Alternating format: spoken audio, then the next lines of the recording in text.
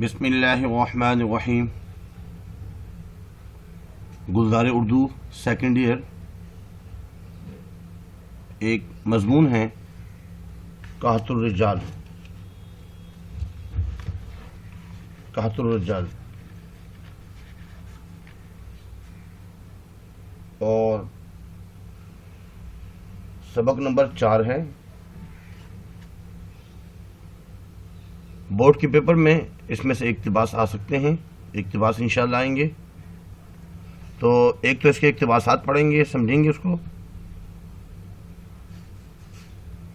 اس کے علاوہ تعارف مصنف بھی ضروری ہوتا ہے، خلاصہ کہ اس سبق میں کیا کہنا چاہ رہے ہیں. سبق کے جو مشقی سوالات ہیں، مختصر سوالات اور خالی جگہیں. سر نوید خالد، اور یہ ماخوذ ہے آواز دوست سے، اور مصنف کا نام ہے مختار مسعود. مختار مسعود. قحط الرجال. سب سے پہلے تعارف مصنف پڑھیں گے. مختار مسعود 15 دسمبر 1926 میں سیالکوٹ میں پیدا ہوئے اور علی گڑھ سے انہوں نے تعلیم حاصل کی. مینار پاکستان اس کو تعمیر کرنا تھا جب، تو اس کی جو تعمیری کمیٹی ہے اس کے یہ صدر تھے. ان کے والد صاحب جو ہے وہ معاشیات اس کے استاد تھے.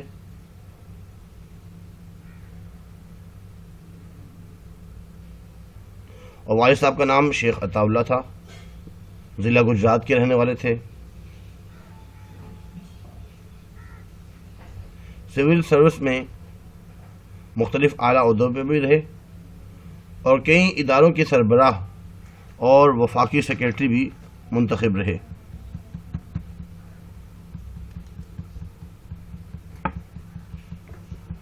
جس زمانے میں لاہور میں مینار پاکستان زیر تعمیر تھا، اس وقت اس کو یادگار پاکستان کہا جاتا تھا.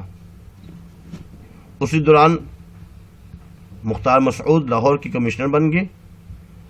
انہوں نے اس کا نام یادگار پاکستان سے مینار پاکستان کروایا. یادگار تو مرنے والوں کی ہوتی ہے. یادگار جب بندہ مر جاتا ہے اس کی یاد میں یادگار. اور پاکستان ایک زندہ حقیقت ہے جو ہمیشہ زندہ رہنے والا ہے اور ہمیشہ انشاءاللہ قیامت تک قائم دائم رہے گا. اس لیے انہوں نے اس کا نام یادگار پاکستان سے ہٹا کر مینار پاکستان کروا دیا. 2017 میں لاہور ہی میں ان کی وفات ہوئی. ان کی ایک کتاب ہے آواز دوست، جس سے ماخوذ ہے سفر نصیب، لوح ایام اور حرف شوق. یہ ان کی کتابیں ہیں. کتابوں کو بھی لکھنا ہوتا ہے.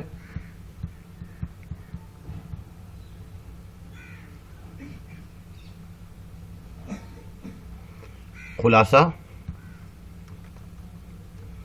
خلاصے کو سمجھنے سے فائدہ یہ ہوتا ہے، تھوڑا سا اگر سبق سمجھ میں آ جائے، اس کی کوشچن آنسر کرنا بھی آسان ہو جاتے ہیں اور اقتباس کی تشریح جو ہے وہ بھی اسی میں سے ہوتی ہے، وہ بھی آسان ہو جاتی ہے. ایم سی کیوز وغیرہ بھی اگر پیپر میں اس کا خلاصہ نہ بھی آئے، لیکن سبق جو ہے نا، سبق میں کیا چیزیں بتائی گئی ہیں، سمجھ لیں سبق کی ریڈنگ ہو رہی ہے، سبق ہی پڑھا جا رہا ہے، سمجھا جا رہا ہے. خلاصہ. قحط الرجال کا جو لفظی مطلب ہے وہ ہے آدمیوں کا قحط، قلت.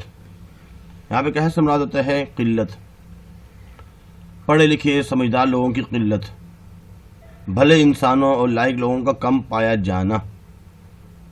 سمجھدار قسم کے لوگ دنیا سے ایسا ایسا جا رہے ہیں، تو اب اس میں بہت کم جو ہے یہ چیزیں پائی جا رہی ہیں. بڑی بڑی اونچی اونچی عمارات تو خوبصورت بنا رہے ہیں، لیکن بھلے انسان اور لائق لوگوں کا اب جو ہے وہ پایا جانا کم ہو رہا ہے. قابل اور لائق لوگوں کی قلت. لیکن مجازی طور پر اس سے مراد ہے لوگوں کے ایک جمع غفیر میں بھی اچھے انسانوں کی کمی، بہت زیادہ لوگ ہیں ماشاءاللہ، بہت جمع غفیر ہے، رش ہے، لیکن اس میں بھی اچھے انسانوں کی کمی ہے۔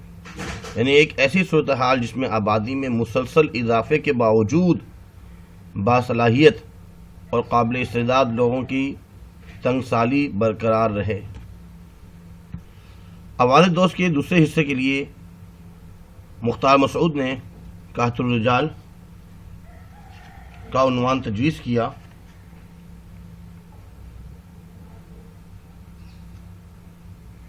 ان کا خیال ہے کہ ہم جس زمانے سے گزر رہے ہیں یہ بڑے لوگوں کے قحط کا زمانہ ہے، کیونکہ زندگی کے تعاقب میں رہنے والے قحط سے زیادہ قحط الرجال کا غم کھاتے ہیں۔ مختار مسعود نے منتخب شخصیات اور ان کی صفات کا ذکر کیا ہے جن میں سے وہ خود متاثر تھے، جیسے بڑی بڑی شخصیات گزری ہیں، سر سید احمد خان، علامہ اقبال، قائد اعظم مولانا محمد علی جوہر، اور جو اپنے زمانے کے نابغہ اثر تھے۔ انہوں نے اس بات پر دکھ کا اظہار کیا کہ اب قحط پڑ گیا ہے، بڑے لوگ اب پیدا نہیں ہو رہے۔ قحط الرجال یہ جو مضمون ہے ایک آٹوگراف کے گرد گھومتا ہے جو 1938 میں مختار مسعود نے، جب وہ 5ویں جماعت کے طالب علم تھے، اپنے والد کے مشورے سے وہ آٹوگراف جو ہے بک کتاب کاپی نما جو ہوتی ہے ڈائری، وہ خریدی تھی، کیونکہ ایک چینی مسلم عالم محمد ابراہیم شاکیو چن ان کے ہاں چائے پر آ رہے تھے۔ انہوں نے لکھا ہے کہ جب میں نے نامانوس خال و خط کے مہمان کے سامنے اسے پیش کیا تو بڑی مانوس اور مسکراہٹ اور شکوت سے انہوں نے میری طرف دیکھا، کچھ باتیں ابا جان سے کی اور قلم ہاتھ میں لے کر چینی زبان میں 3 سطریں لکھیں، کیونکہ آٹوگراف میں کچھ لکھنا ہوتا ہے، نصیحت آموز باتیں، تو 3 لائنیں جو ہے نا انہوں نے لکھ تو دیں چائنیز زبان میں، پھر ان کا لفظی ترجمہ انگریزی میں کر دیا اور دستخط کر کے البم مجھے واپس کر دی۔ میں بہت خوش ہوا، حالانکہ نہ مجھے چینی سمجھ میں آئی اور نہ ہی انگریزی۔ ہر اچھے آدمی کے گرد ایک حالہ ہوتا ہے، اس کے نزدیک جائیں تو دل خود بخود منور سا ہو جاتا ہے، روشن ہو جاتا ہے۔ کچھ لوگ بہت ہی عقل مند اور باصلاحیت ہوتے ہیں، ان کے اخلاق بہت اچھے ہوتے ہیں۔ مختار مسعود نے ان تمام شخصیتوں کے بارے میں نہایت دلچسپی گہرائی میں ذکر کیا ہے، اچھے انداز میں ذکر کیا ہے، جن سے انہوں نے آٹوگراف لیے، ان کا بھی ذکر کیا ہے کہ میں نے اس اپنے البم میں کن کن کے آٹوگراف لیے ہیں، ان کا تذکرہ ذکر کیا ہے اس میں، جس سے آٹوگراف لینے کا جی نہیں چاہا اور آٹوگراف البم اپنی جیب میں بڑی مضبوطی سے تھام لی اور ان کے سامنے نہ چلی جائے۔ کچھ لوگ دل کو نہیں باتے تو جی نہیں چاہتا کہ میری اس البم میں، آٹوگراف کی البم میں وہ بھی کچھ لکھیں، اس لیے ان کے سامنے پیش نہیں کی جاتی۔ جن شخصیتوں کے انہوں نے آٹوگراف لیے ان میں سے قائد اعظم، سروجنی نائیڈو، مارشل ٹیٹو، یوتھا نٹ، خالدہ ادیب خانم، ملا واحدی، حسد موہانی، ظفر علی خان، نواب بھوپال اور راجہ صاحب محمود آباد اور عطا اللہ شاہ بخاری نمایاں ہیں۔ یہ نام جو ہے وہ تو نمایاں ہیں۔ کتاب کے آخر میں مختار مسعود نے لکھا ہے کہ میری آٹوگراف کے 2 حصے ہیں، یہ نصف بھر چکی ہے، آدھی تو کم سے کم بھر چکی ہے اور ابھی تک نصف خالی ہے۔ پہلا جو حصہ ہے، جو نصف جو ہے بھر چکی ہے، وہ خوشحالی کے ساتھ گزرے ہوئے سالوں کی یادگار ہے۔ اس میں کچھ لوگ اچھے لوگ تھے، جی چاہتا تھا کہ اپنی البم میں ان سے کچھ نہ کچھ لکھوایا جائے، اور جو دوسرا حصہ اب تک خالی پڑا ہوا ہے، ان سے مراد وہ لے رہے ہیں کہ وہ خوش سالی کی نشانی، یعنی قحط الرجال، یہ اصل میں قحط ہے، قحط الرجال کے 7 سال اتنے طویل ہو گئے۔ شروع کے جو 7 سال ہیں اس میں تو اچھے قسم کے لوگ تھے، لیکن جو بعد کے 7 سال ہیں وہ اتنے طویل ہو گئے، اور وہ میری ڈائری ابھی تک آدھی ہی ہے کہ ختم ہونے میں نہیں آتے۔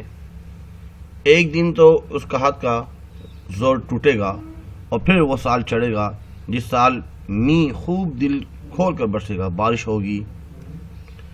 میں ایک دشت میں آب میں اس بارش کا انتظار کر رہا ہوں۔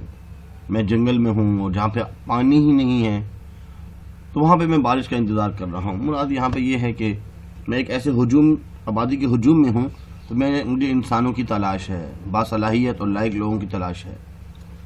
میرے ایک ہاتھ پر چراغ رکھا ہوا ہے اور دوسرے پر میری آٹوگراف البم، اور لب پر ابھی انہوں نے ایک قصہ اس میں بہت پیارا لکھا ہے۔ مصنف نے ولندیزی بچے، ایک ہالینڈ کا بچہ تھا، کو اپنے سفر کی پہلی منزل قرار دیا۔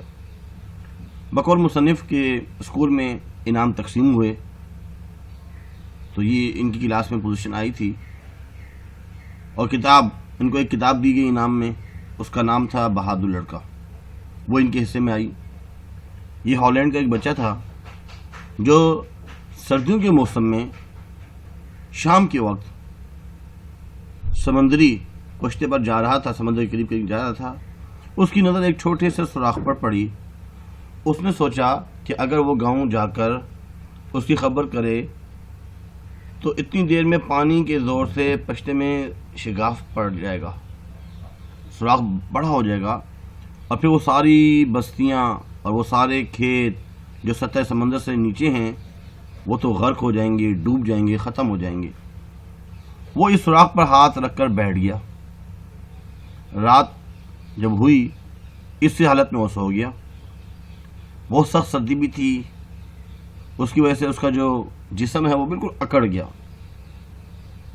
ننھا سا بچہ وہ ایسے کہ ایسے ہی جو ہے سوراخ پر ہاتھ رکھا ہوا ہے۔ صبح ہوئی تو لوگوں نے دیکھا کہ وہ بچہ تو مرا ہوا ہے، لیکن اس نے بہت بڑا احسان کیا، اس گاؤں کو بچایا۔ تو وہ ایک بہادر لڑکا تھا۔ مختار مسعود فرماتے ہیں کہ میرے سفر کی پہلی منزل تھی، اس کا نقش دوسری ساری منزلوں سے گہرا اور روشن ہے۔ یہ منزل جرأت اور قربانی کی منزل تھی۔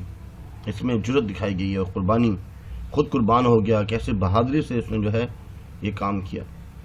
اس کے بہت سے نام ہیں، اور وہ نام جس سے اس کی ساری عظمتیں عیاں ہوتی ہیں، شہادت کہلاتا ہے۔ میں نے آٹوگراف کا ورک الٹا اور وہ سادہ نکلا۔ اگلے 2-4 ورک بھی سادے تھے، یعنی کہ ابھی تک میں نے اس میں کسی سے کوئی آٹوگراف نہیں لیا، کوئی نصیحت کی بات نہیں لکھی، کیونکہ ایسے لوگ مجھے ملے ہی نہیں۔ اس کے بعد کچھ اور دستخط ہیں، ان کے بعد بہت سے ورق خالی ہیں۔ یہ البم میں نے 34 برس پہلے خریدی تھی، 34 سال ہو گئے، اور اسے مسلسل استعمال کر رہا ہوں۔ اس کے باوجود اس کے نصف صفحات خالی ہیں، کیونکہ ایسے لوگ نہیں مل رہے۔ شروع کے جو ہے نا اچھے لوگ تھے، ان سے میں نے نصیحت کی باتیں دستخط کروا لیے تھے۔ پچھلی 3 دہائیوں میں سرکردہ افراد غول در غول ملے ہیں، بہت سے افراد ملے ہیں، انہیں میں نے بہت سے قریب سے دیکھا، مگر ابھی تک یہ البم نہیں بھری۔ یہ ماجرا کیا ہے؟ ایک بات ہم بہت پیاری بتانا چاہ رہے ہیں۔ آخر میں انہوں نے ایک چھوٹا سا واقعہ لکھا ہے۔ شیخ یوسف سبریلی جو کہ ابن العربی کے مرشد تھے، انہوں نے کالی بلی جو ہے پال رکھی تھی۔ شیخ کی صحبت میں یہ بلی تزکیہ باطن کی منزلیں طے کر گئی تھی۔ اندر کی جو ہے نا صفائی، دل بالکل صاف ہونا، تزکیہ نفس، اس کی کچھ مناظر ہو گئی ہیں۔ تو بتانا چاہ رہے ہیں کہ وہ بلی بالکل جو ہے وہ منزلیں طے کر چکی تھی۔ وہ بے ہنر سے نفرت اور بے غرض سے الفت کرتی۔ جو لوگ ناکارے ہوتے ہیں ان سے وہ بلی نفرت کرتی، اور ایسے لوگ جو کام کے ہوتے ہیں، بغیر کسی غرض کے آئے ہوتے، اس بلی اس سے محبت کرتی، اور ان دونوں کو شناخت کر لیتی۔ اس کو پتہ چل جاتا کہ جو لوگ آئے ہوئے ہیں وہ کس مقصد کے لیے آئے ہیں۔ اولیاء ملنے آتے تو ادب سے بیٹھی رہتی، بڑے بڑے لوگ ماشاء جو بے غرض الفت رکھتے تھے، اور کوئی بے ذوق، بے ہنر اگر آ جاتا تو یہ اٹھ کر چلی جاتی۔ میں نے بہت طرح چاہا، بہت کوشش کی کہ قلب میں کچھ خاصیت خصلت اس سیاہ بلی کی پیدا ہو جائے، تاکہ مجھے بھی پتہ چل جائے کہ کون سے لوگ بے ذوق ہیں، بے ہنر ہیں، اور کون سے لوگ جو ہے با ادب ہیں، ادب والے ہیں، باصلاحیت ہیں، لائق ہیں۔ میں نے بھی سوچا کہ میرے دل میں اس کی خاصیت، یہ چیزیں پیدا ہو جائیں، یہ صفات، یہ خصلتیں پیدا ہو جائیں۔ اس کا رنگ تو آ گیا ہے، مگر اس کی مردم شناسی نہ آئی۔ لوگوں کو پہچان ابھی تک تھوڑا بہت تو پتہ چل گیا ہے، بلی کا جو رنگ ہے وہ تو آ چکا ہے، لیکن مردم شناسی ابھی تک نہ آئی۔ کوشش البتہ جاری ہے، کوشش کر رہے ہیں۔ اس کی نوعیت یہ ہے کہ میں نے جب بھی اپنی آٹوگراف البم کو استعمال کے لیے ساتھ رکھا، پہلے دل میں جھانکا اگر بلی اٹھ کر چلی جائے تو میں البم کو جیب سے باہر ہی نہیں نکالتا۔ مطلب یہاں پہ یہ ہے کہ اگر کوئی سامنے ساتھی ہے، اچھے لوگ ہیں، کوئی بڑا آدمی ہے، صاحب کمال والا ہے، اگر دل مانتا تو میں ڈائری نکالتا، ورنہ ڈائری کو جیب میں ہی رکھتا۔ MCQs۔ قحط میں موت ہوتی ہے ارزاں سستی۔ البم کی قیمت تھی، البم کی جو قیمت تھی اس وقت 6 آنے۔ مصنف کے خیال میں ہر اچھی بات ہوتی ہے الہامی، اچھی بات اللہ کی طرف سے الہامی ہوتا ہے، الہامی۔ لفظ قحط الرجال کا مطلب ہے قوم میں دانا عقل مند لوگوں کی کمی۔ مصنف کے نزدیک البم آج بھی بے شک قیمت ہے۔ کس وجہ سے قیمت ہے؟ کیونکہ اس کے اندر عمدہ تحریروں کی وجہ سے، لوگوں نے جو اس میں تحریریں لکھی ہیں، اچھی اچھی واقعات اور نصیحتیں لکھی ہیں، اس کی وجہ سے آج بھی اس کی بہت زیادہ قیمت ہے۔ یہ 5 MCQs تھے۔ اس کے بعد مشقی سوالات۔ مصنف نے قحط الرجال میں زندگی کو ارزاں کیوں کہا؟ یہ شروع میں بھی بتایا گیا تھا کہ قحط الرجال کا لفظی مطلب تو ہے آدمیوں کا قحط، بھلے انسان اور لائق لوگوں کی کمی، اور قابل اور لائق لوگوں کی قلت، لوگوں کی جمع غفیر میں اچھے انسانوں کی کمی، یہ تمام چیزیں تو بتانا یہ چاہ رہے ہیں کہ قحط الرجال کے اندر زندگی کو ارزاں، زندگی بہت زیادہ آسان ہو جاتی ہے۔ بڑے لوگ اب جو ہے نا پیدا نہیں ہو رہے، اس لیے مصنف نے، کیونکہ زندگی کے تعاقب میں رہنے والے قحط سے زیادہ قحط الرجال کا غم کھاتے ہیں، انہوں نے اس بات پر دکھ کا اظہار کیا ہے کہ اب قحط پڑ گیا ہے اور بڑے لوگ اب پیدا نہیں ہو رہے، اس لیے مصنف نے قحط الرجال میں زندگی کو ارزاں کہا ہے۔ اس کے بعد اگلا سوال ہے، مہمان کی آمد سے مصنف کی مصروفیت دوسروں سے کیوں زیادہ بڑھ گئی؟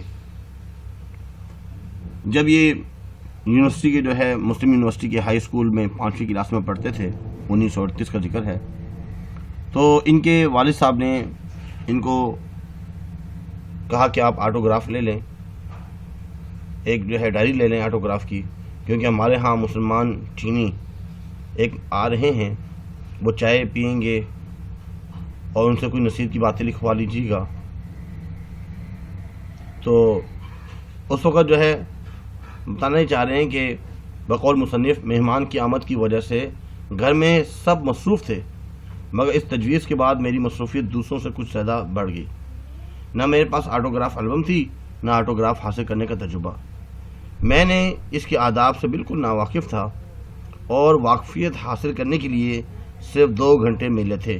میں بازار گیا اور ورما فوٹوگرافر کے یہاں بہت سے البم پڑے تھے۔ مجھے نیلے رنگ کی یہ چھوٹی سی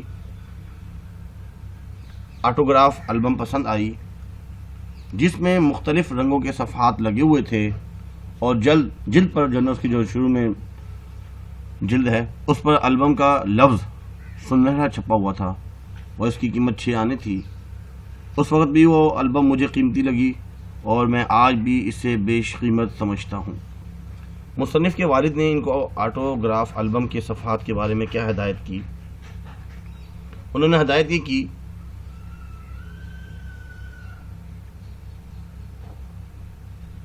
آٹوگراف البم کے صفحات کے بارے میں ہدایت کی کہ آٹوگراف البم کے صفحات ہوں یا زندگی کا ورق سادہ، انہیں یوں ہی نہیں بھرنا چاہیے. یہ نہیں کہ بس آپ بھرتے جا رہے ہو، دیکھنا پڑتا ہے کیا باتیں لکھنی ہیں کیا نہیں، کن باتوں پر عمل کرنا ہے کن پر نہیں.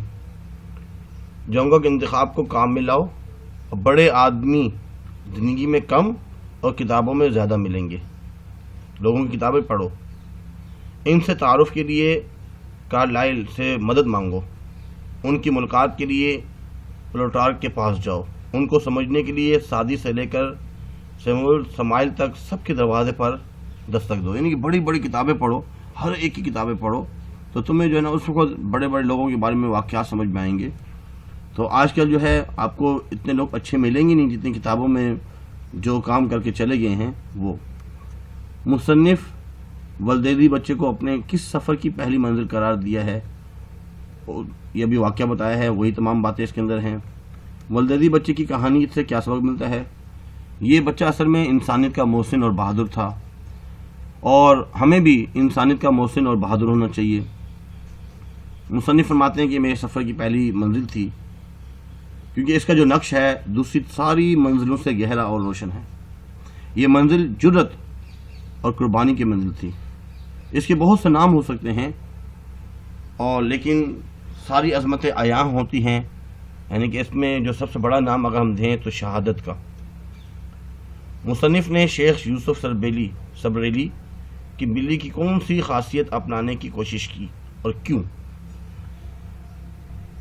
اصل میں ان کی خاصیت یہ تھی کیونکہ وہ تزکیہ باطن کی بہت سی منزلیں طے کر چکی تھی. وہ بے ہنر سے نفرت اور بے غرض سے الفت کرتی تھی، محبت کرتی تھی. ان کے بارے میں ہے آٹوگراف کا مقصد کیا تھا، اس کے بارے میں تھوڑا سا دیکھ لیجئے کیونکہ ٹائم زیادہ ہوتا جا رہا ہے. یہ اس کا آنسر ہے. ہماری کوشش ہوتی ہے کہ 20 منٹ کی ویڈیو ہو لیکن لگ بھگ 22 منٹ ہو چکے ہیں. مردم شناسی، آدمی کی شناخت، خوبی یا خامی کو پہچانے کا عمل. اچھے برے آدمی کی پہچان کو مردم شماری کہتے ہیں. اس کے بعد اقتباس کی تشریح. ایک اقتباس پیپر میں یہ آ سکتا ہے.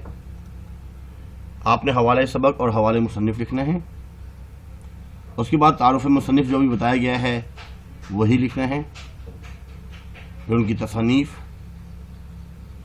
تشریح میں جو ہم نے خلاصے میں چیزیں پڑھی ہیں اس سے ملتی جلتی چیزیں ہیں. اس کو ایک دفعہ دیکھ لیجئے گا، آپ ایک دفعہ پڑھ لیجئے گا.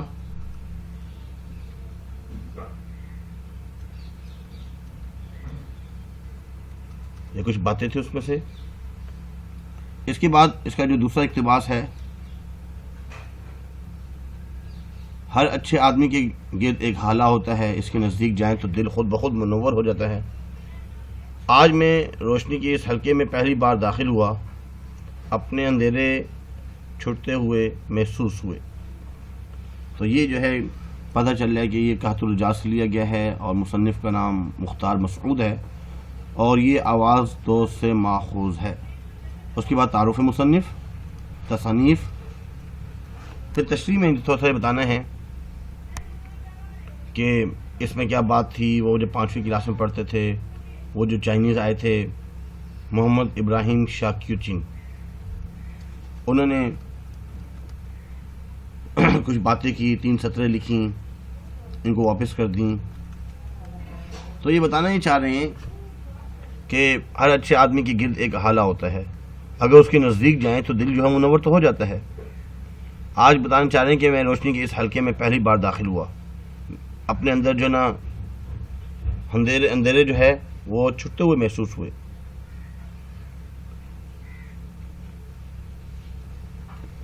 جی تو چاہتا تھا کہ بھائی ہر ایک سے آٹوگراف لی جائیں، لیکن جن جن سے آٹوگراف لیے ان کے نام بتائے گئے ہیں اس میں. اقتباس نمبر 3، آٹوگراف البم کے صفحات ہوں یا زندگی کا ورق، انہیں یوں ہی نہیں بھرنا چاہیے. جاؤ نگہ انتخاب کو کام میں لاؤ، بڑے آدمی زندگی میں کم اور کتابوں میں زیادہ ملیں گے. یہ ان کے والد صاحب کی نصیحت تھی، انہوں نے رہنمائی کی تھی. حوالہ سبق، حوالہ مصنف، تعارف مصنف. اس کے بعد تصانیف لکھنے کے بعد یہ جو والد صاحب نے جو رہنمائی کی تھی ان کے بارے میں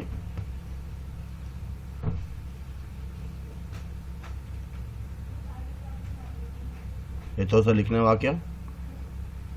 اس کے بعد آخری جو اقتباس ہے، وہ بے ہنر سے نفرت اور بے غرض سے الفت کرتی، دونوں کو شناخت کر لیتی، اولیاء ملنے آتے تو ادب سے بیٹھی رہتی، کوئی بے ذوق آ نکلتا تو یہ اٹھ کر چلی جاتی. اس قسم کا اقتباس آ سکتا ہے. آپ نے حوالہ سبق، حوالہ مصنف، تعارف مصنف لکھنے کے بعد تشریح میں تھوڑی سی بات لکھیں گے کہ میری آٹوگراف کے 2 البم ہیں، نصف جو ہے وہ بھر چکی ہے اور نصف خالی ہے. اس کے بعد جو ہے یہاں پہ آخر میں انہوں نے شیخ یوسف سبریلی کی بلی کا واقعہ بیان کیا ہے. انہوں نے سیاہ رنگ کی بلی پالی ہوئی تھی، اور یہ بلی جو ہے ان کی صحبت میں رہ کر اس نے تزکیہ باطن کی تمام منازل پالی تھیں. وہ بے ہنر سے نفرت اور بے غرض سے الفت کرتی، اور وہ شناخت کر لیتی، پہچان لیتی. اولیاء ملنے آتے تو ادب سے بیٹھی رہتی، کیونکہ وہ بے غرض ہوا کرتے تھے اور محبت میں آتے تھے. لیکن کوئی بے ذوق اور بے ہنر اگر آ جاتا تو یہ بلی اٹھ کر وہاں سے چلی جاتی. انہوں نے بھی کوشش کی کہ وہ بلی والی جو نا خاصیات اور خاصیتیں آ جائیں. یہ تمام باتیں تھی. امید ہے کہ آپ کو یہ بات سمجھ میں آ چکی ہوگی. اس کو لازمی سبسکرائب تو کریں. اکثر لوگ سبسکرائب ابھی تک نہیں کرتے، پڑھتے ہیں، سنتے ہیں. لائک لازمی کریں. لائک کرنے میں کیا حرج ہے؟ صرف لائک تو بٹن دبانا ہوتا ہے کہ ٹھیک ہے میں نے اس کو پسند کیا، پڑھا، فائدہ اٹھایا. دوسروں کو جو ہے شیئر کریں تاکہ دوسرے بھی جو ہے اس سے فائدہ اٹھا سکیں. آج کے لیے اتنا ہی کافی ہے. اللہ حافظ. وما علینا الا البلاغ المبین. جزاکم اللہ خیر فاحسن الجزاء.